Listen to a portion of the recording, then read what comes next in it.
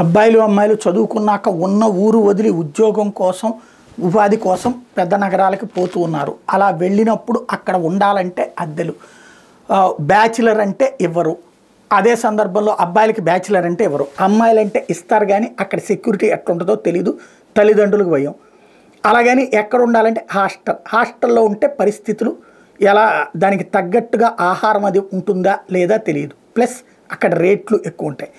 ఇట్లాంటి దశలో మహిళల్ని ప్రోత్సహించేందుకోసం, మహిళలు ఎవరైతే పట్టణాలకు వచ్చే వాళ్ళకి తక్కువ ఖర్చుతో ఉండేందుకు వసతి ఏర్పాటు చేసేందుకోసం కేంద్ర ప్రభుత్వం హాస్టల్ పెట్టడానికి అవకాశం ఇస్తుంది.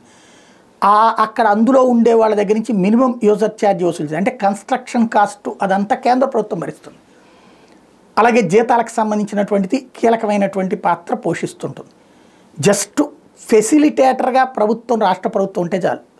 ఇది దేశవ్యాప్తంగా అమలు చేస్తుంది. ఇప్పుడు ఉదాహరణకి విజయవాడలో సివిల్ కోర్టులు ఎదురుగుండా ఒక హాస్టల్ ఉంటుంది, ఉమెన్స్ హాస్టల్. అది ఇట్లా ఉద్యోగాలు అట్లా చేయడానికి వచ్చినటువంటి ప్రభుత్వ హాస్టల్. అది అక్కడ మినిమం రేటే తీసుకుంటారనమాట.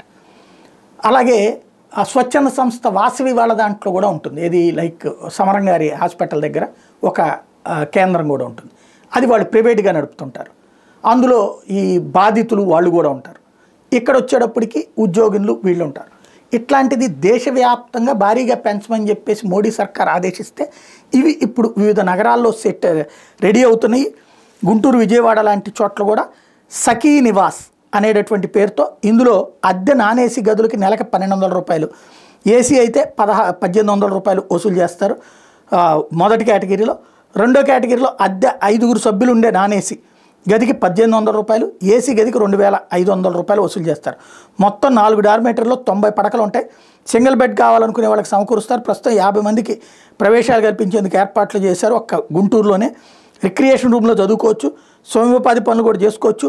మహిళా ఎస్హెచ్జి సభ్యులేమో వంట చేస్తారు అక్కడ, ఏది సెల్ఫ్ హెల్ప్ గ్రూపులోళ్ళు.